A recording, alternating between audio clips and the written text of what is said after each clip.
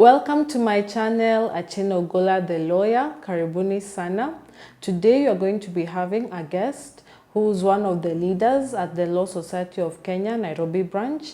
He's going to be telling us more about what the branch does, how his tenure has been, and maybe the lessons he has learned from his tenure. If you enjoyed the video, like, share, and subscribe.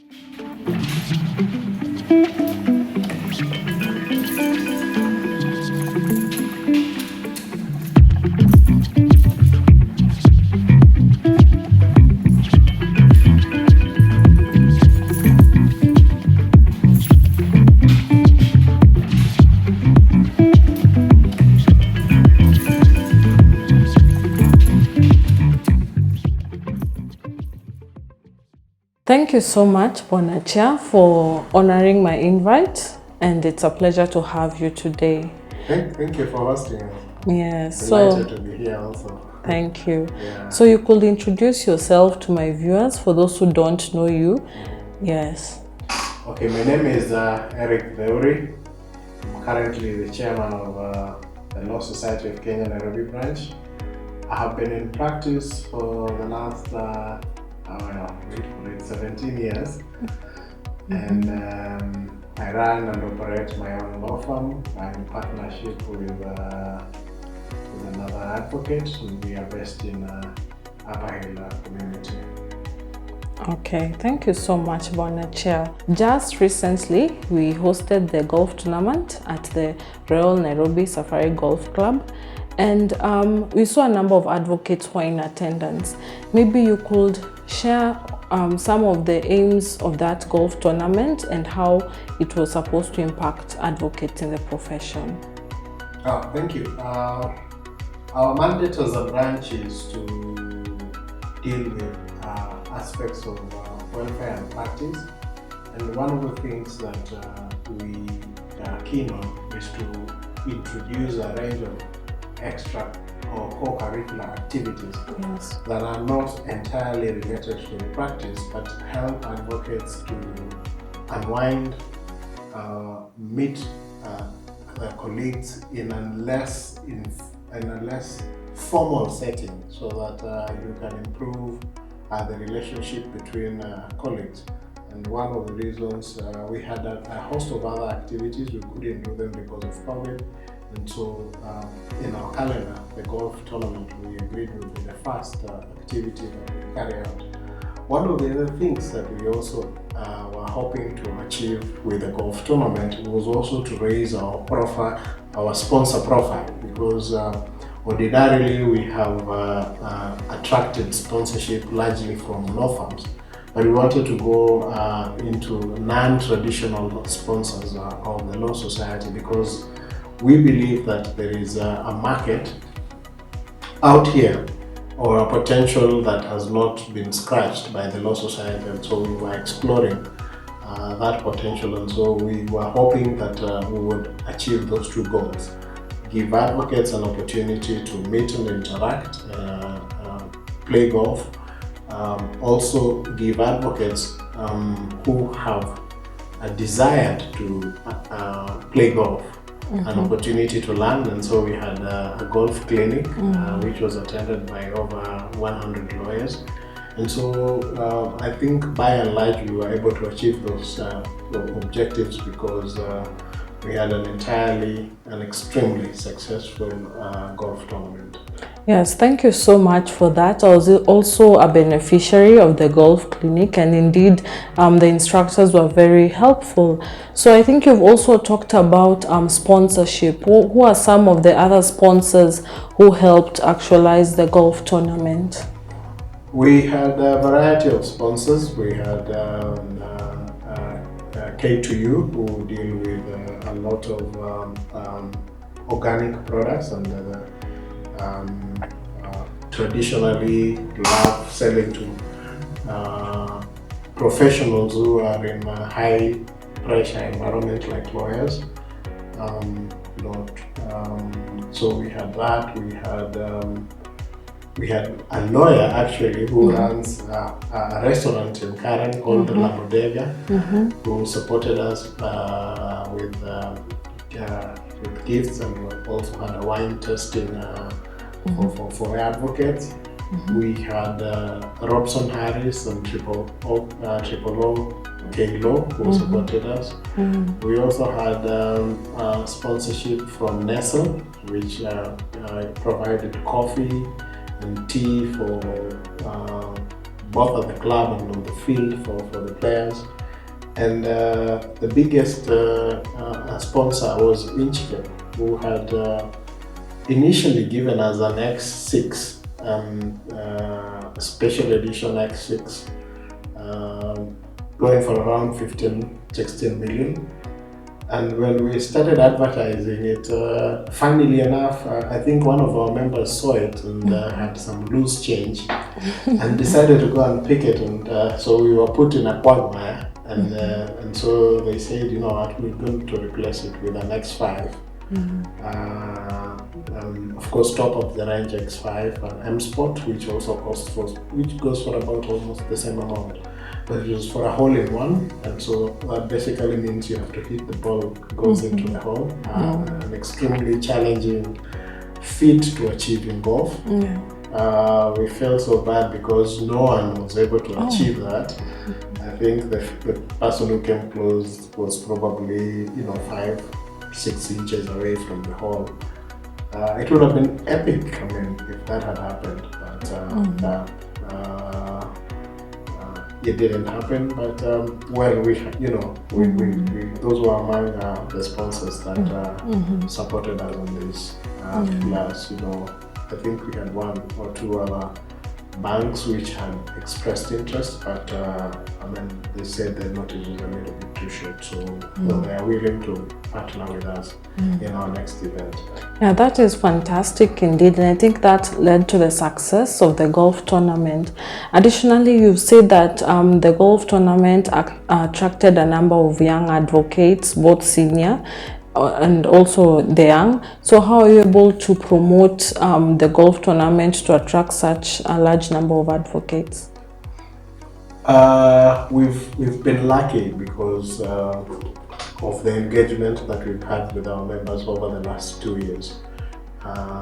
We have participated in a lot of activities that are aimed at improving the practice within Nairobi, and I think most of the membership have appreciated the work that we have been doing, and as a result of that, there's been a lot of support for our activities. We, of course, were lucky to get the sponsorship from Inchcape. I think the vehicle attracted a lot of people, both within and without the profession.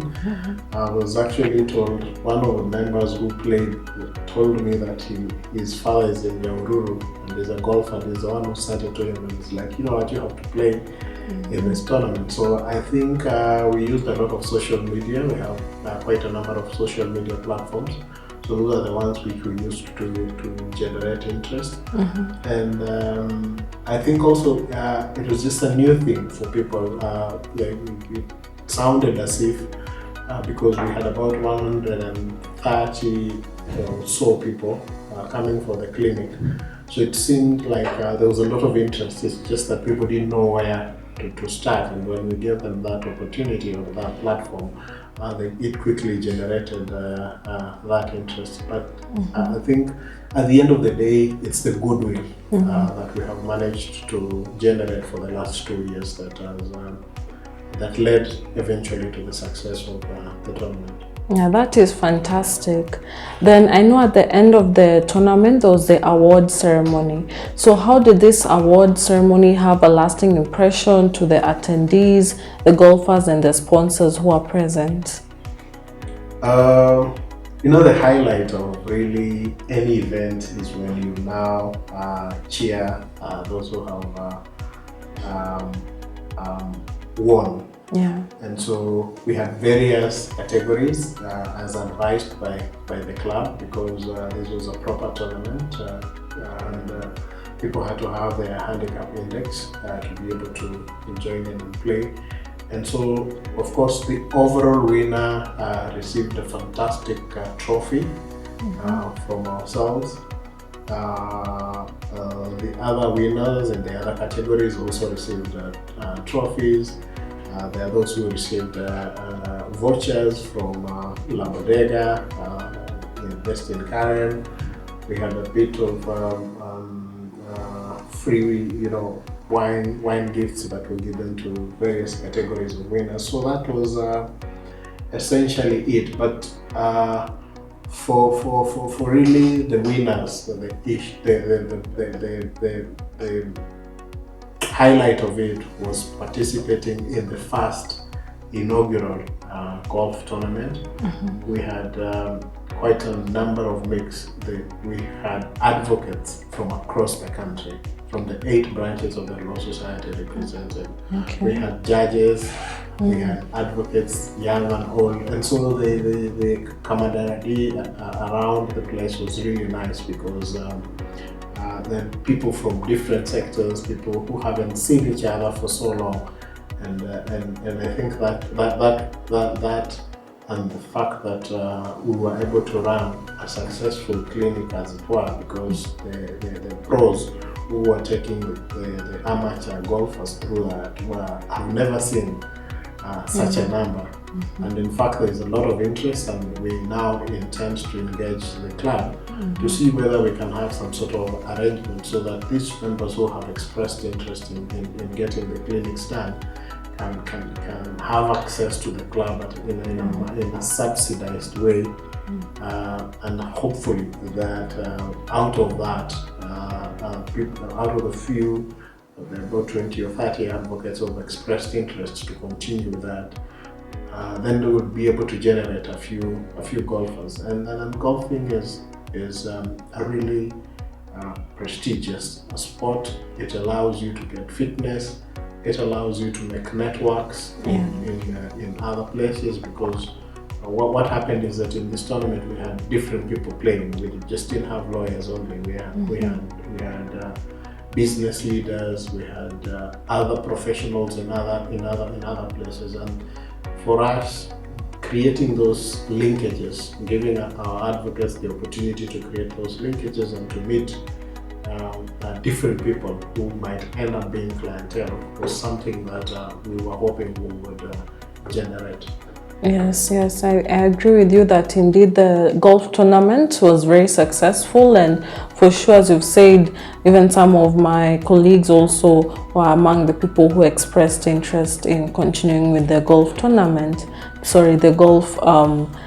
trainings. So now we can move now to your tenure as the LSK Nairobi Branch Chair. I think you've been in office for 2 years, and maybe you could tell us about how it was for you when you stepped into office.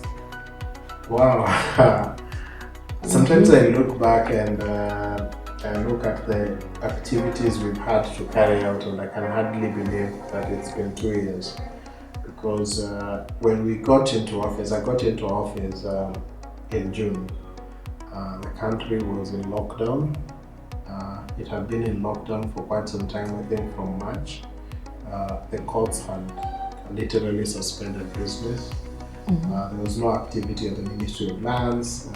We couldn't, search companies, register companies, so everything was down. There was a lot of stress among our members, because that was a new thing they were dealing with. Now they were used to the routine of going to the office, now they have to stay at home. So employees were not getting paid, or rather some employers had proposed extremely drastic salary cuts so that they can be able to sustain their employees, because they are not making any money. And so we got into a place where there's no work, and we felt the expression of frustration coming out, and everyone was trying to ask us what we are doing. And so the first things that we did was to engage with the clinical psychologists, who now gave a series of webinars to our members in terms of how to manage stress, how to live with the situation, how to, alcoholism and all those things, and encouraging members to go out, speak about how they are feeling, and to go out and practice. But even as we do that, even as we were doing that, the judiciary had announced that it was starting the e-filing program from 1st of July. And when I got into office, I actually realized that they hadn't trained advocates in terms of how to use the system. And so we had to quickly also ask them to set up webinars. And quite frankly, when I interacted with the e-filing system during the first demonstration, I did ask them a lot of questions about how this has been set up, And by the time they were launching it, we knew that it was going to be a problem. We knew it was not working as it ought to be. The question then was, what was the option? What was the alternative? At least we had a system that was well-intentioned, though not working properly, but was well-intentioned. And the alternative was to use emails. Now, the problem with emails is that the Chief Magistrate Court in Milimani has so much traffic. They get cases about 100 per day. So it basically means whenever we would go to meet the court and we would open the emails, even before you can open one email, another one has come in. Before you can open another one has come in. And remember, these are court cases that are being filed. So somebody has to open, print, open a file for them, properly index it, then generate an invoice for you, send to you the invoice so that you can pay. It was a tedious manual process that was not working. And what was happening is that because of the rate of coming in, the email system used to identify it as a source of spam. And after a certain period, that email would be closed by the service provider, be it Google, be it Microsoft, because of the number of emails that were coming in. So we found that after 1 week or 2 weeks, you have to keep changing the email address. And you can see advocates are following up, trying to get to know which email address do we change, whatever. And then we set up, we had WhatsApp groups for the different courts. Then we put the magistrates in those courts so that they're able to respond and advise advocates on the issues that were arising. But it was extremely tedious because we have the Chief Magistrate Court here, which is had about 11, 12 magistrates.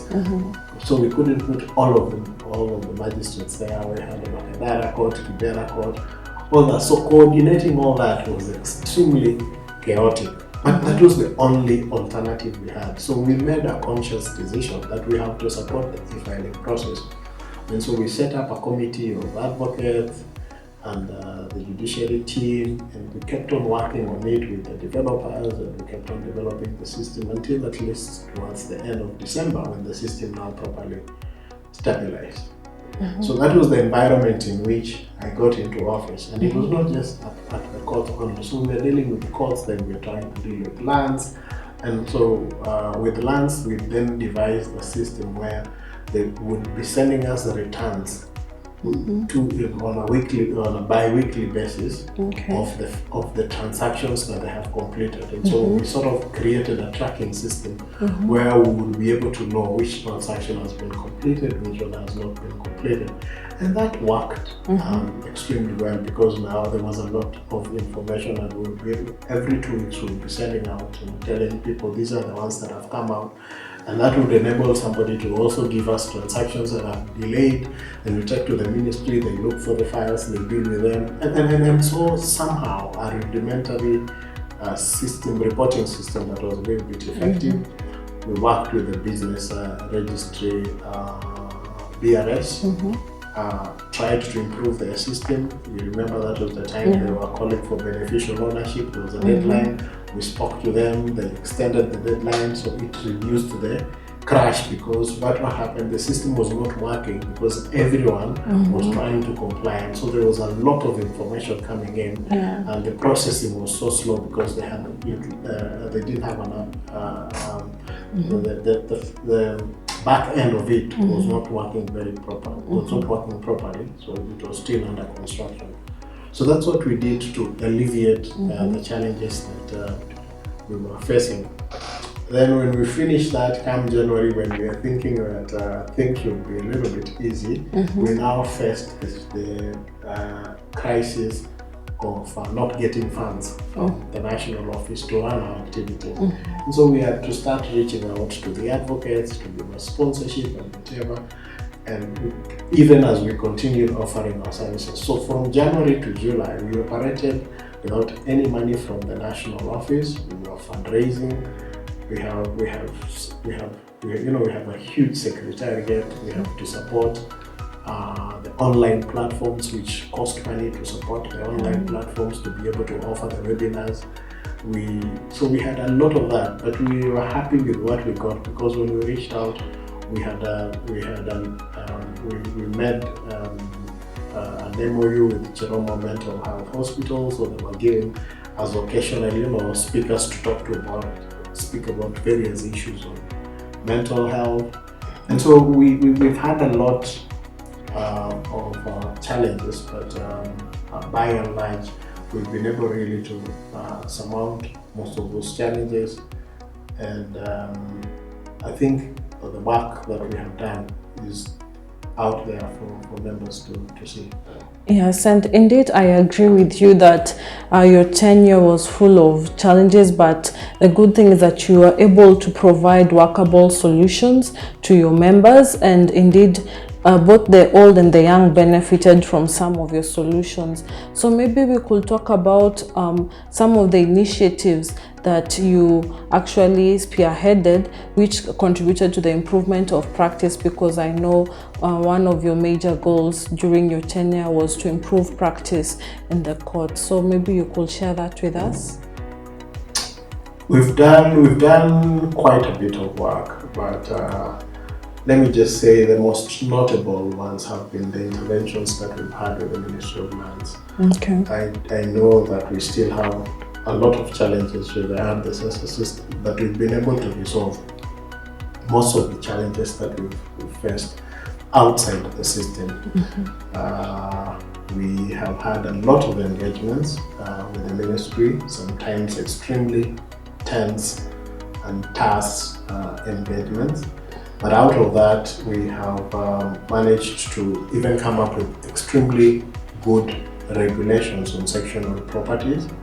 There are other aspects of sectional properties which we are still engaging in, but the ministry has even agreed to our proposal to amend the sectional properties law so that it can cover multi-dwelling units which were not there, which were not properly brought out in the law, and also just to take into account the aspect of first developments, which for us we consider to be an extremely big win for the country. And we were able to do that because of that engagement. We've also been working with the judiciary to just try and standardize the procedure in the High Court.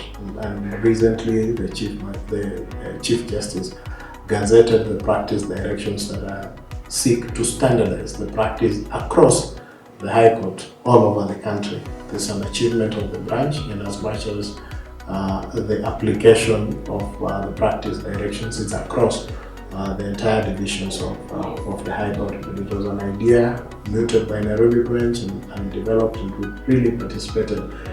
We spent a lot of hours working on the zero draft and ensuring that, giving the relevant stakeholder participation. We've also developed the practice rules, developed and reviewed the practice rules for the commercial and tax division, because we needed to anchor properly. Yes, so the practice directions in the High Court, the commercial and tax, the essence is to now anchor the virtual courts, and just to give a procedure in terms of how you use the virtual courts, the etiquette, because we realized that there are quite challenges arising in terms of the usage of the system. And so that has been it. The other has been just the webinars that we've been conducting on usage of money, on managing finances, on health, Nairobi Legal Awards. So all those are really geared towards our practice. We've had a lot of engagement with the judiciary with regards to the setting up of the small claims court. The first one was first set up in Nairobi. We set up a bar bench for it. We were able then from the bar bench to agree on the procedures, the internal work on the internal procedures, so that we ensure that the 60 days turnaround time is met. And that has worked. It's extremely effective. I was checking with them some time back last week, and they were saying they don't have decrees that are like 2 weeks old. So the decrees that had not been issued were less than 2 weeks old. So basically meaning that they're really doing a lot of work. Mm-hmm. And the testament of the kind of work that we are doing is that we then piloted e-filing for small claims court. We reviewed the system for e-filing so that we created a system that is suitable for e-filing.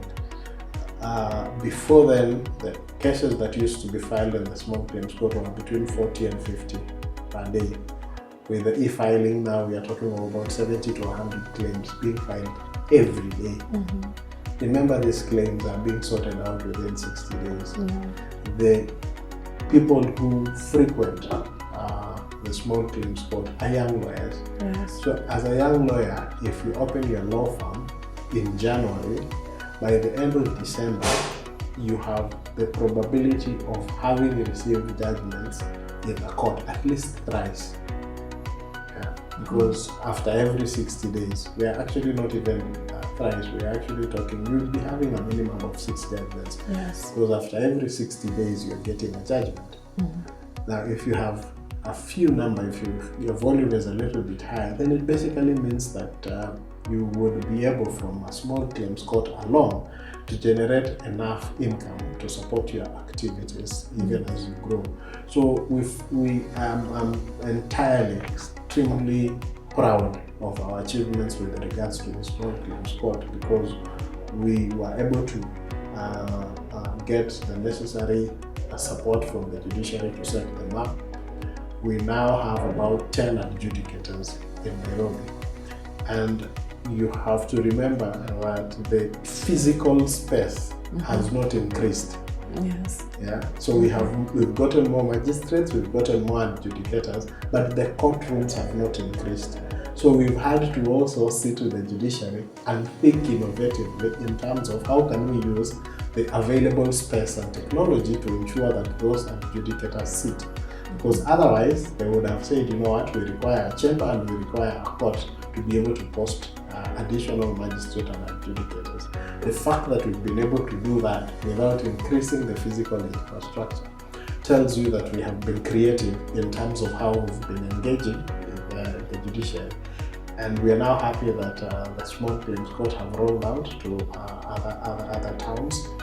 The other day, one of our advocates was in Kajiado just to talk to the advocates there in terms of how they set up a bar bench for Kajiado, and that will be replicated because we've been requested by the judiciary to go across to each and every town that they are setting up so that we can share with them our experience. And we are happy because to be recognized as pioneers of the best practice in small claims court. And we believe that as that picks up, eventually even the attitude of advocates will have to change in terms of our technicality in approaching even ordinary cases. Because in the small claims court, what you aim to achieve is you have what you call an active case management, almost 360 active case management that you know at each and every stage where the case is, and the judicial officer is more involved in ensuring that it is determined within time. So all that we believe will help the country and will help advocates and the courts in terms of this expeditious disposal of cases.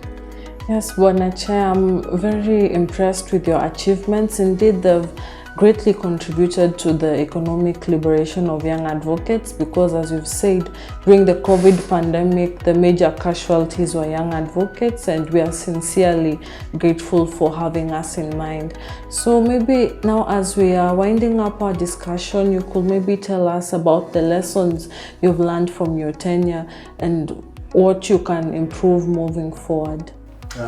Thank you. Really, my biggest lesson has been that the challenges which we face as advocates, we can resolve them if we have that unity of purpose. If we look at our challenges not in terms of fault finding, but in terms of solution finding.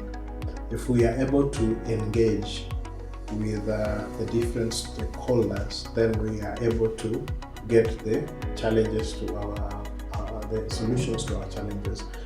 Some are long term, some are short term, and so it requires a leadership with vision to be able to see the short term goals or short term gains that you can make, and to achieve those as rapidly as possible, to identify the medium term fruits that you can harvest, and work and put in place mechanisms to ensure that you harvest those in the medium term, and to look at the long-term plans and to lay the foundation for those long-term plans.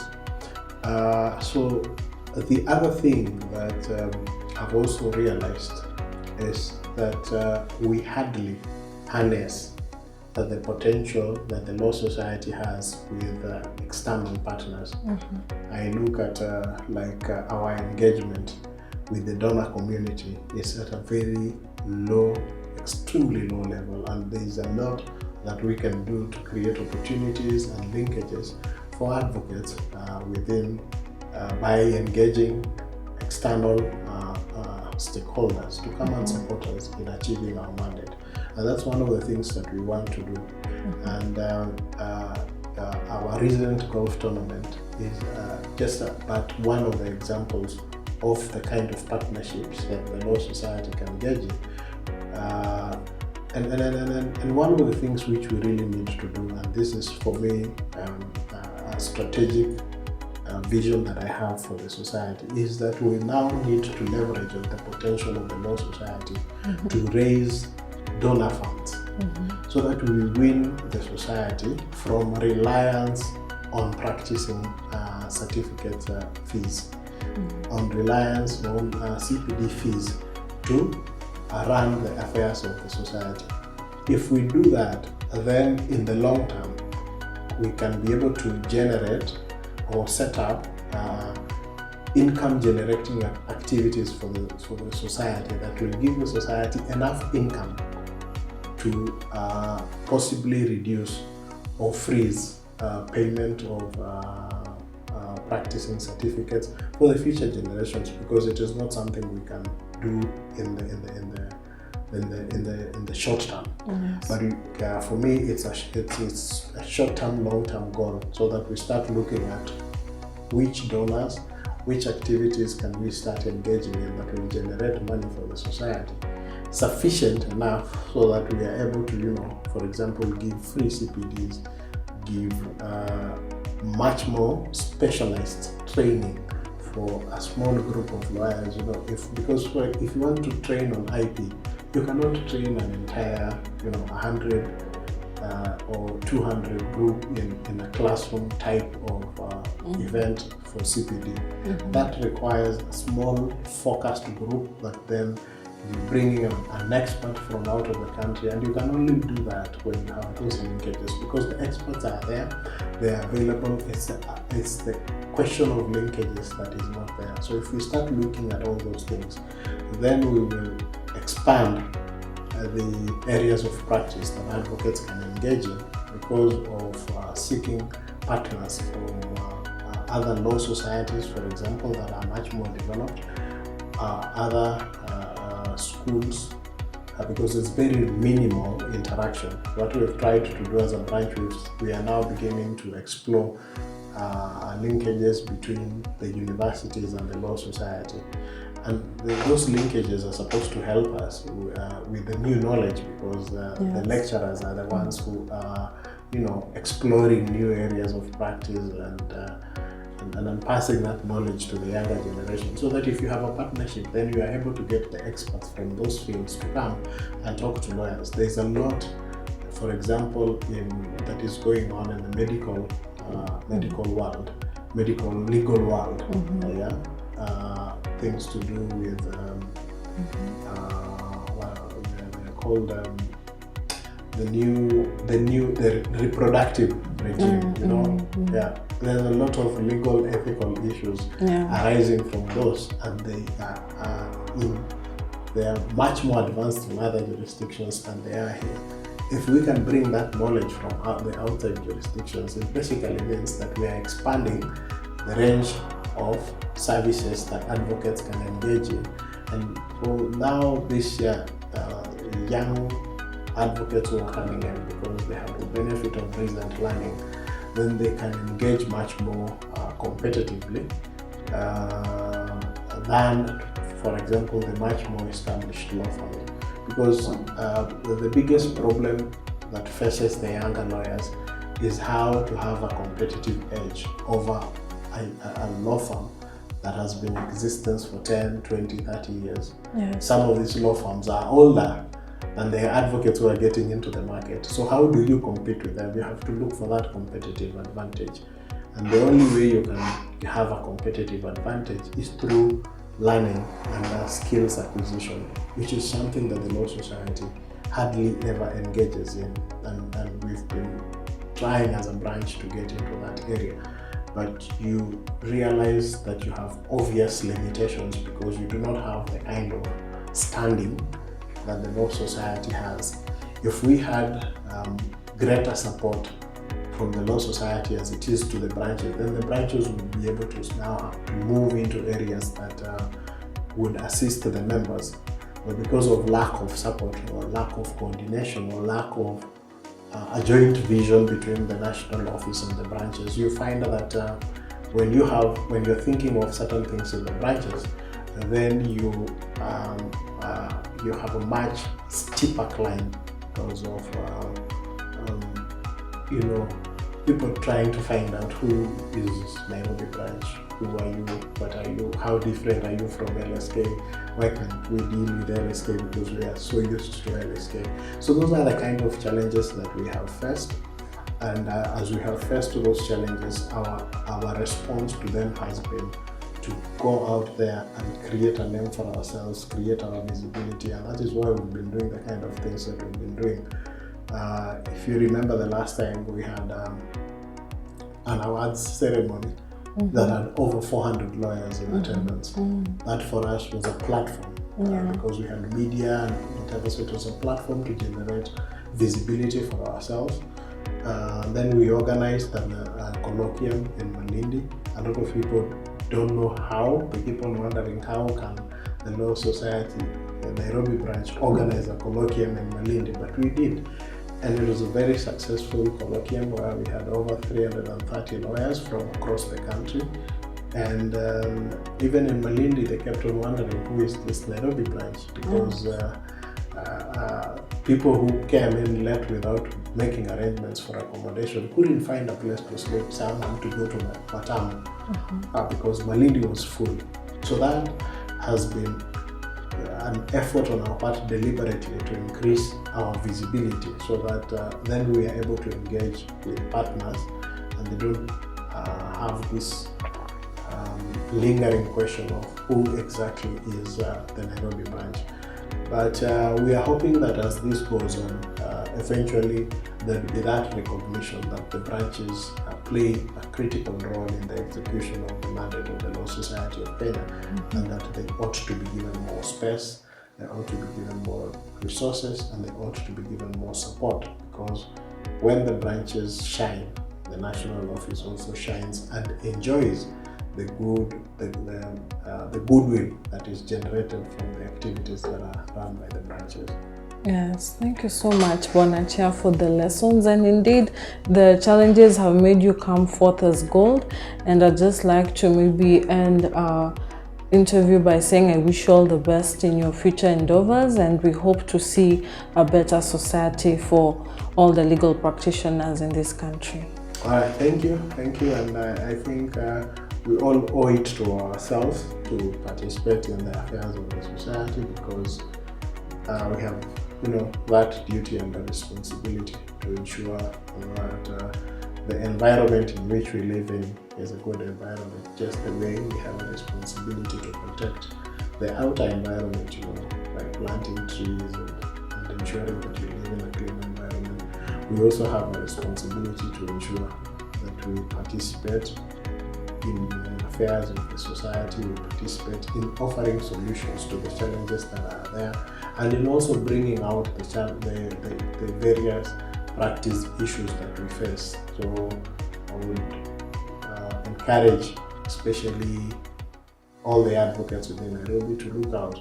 If you're in a particular area of practice, even if it is a specialized area of practice, join any of the bar benches or tell us, we think we need to create a forum for IP practitioners to be meeting and sharing and exchanging knowledge, so that then they can better themselves in their trade, because you get better, what they say, iron sharpens iron. So you get better by sharing your experiences with others, because in the process you also learn something from somebody else and someone learns something from you, and we become a much more complete and a better society if we take that initiative. And I think finally I just want to thank you for giving me this opportunity to have this discussion with you, and to also congratulate you for the good work that you are doing. Keep it up. Sky is the limit for you. Thank you so much.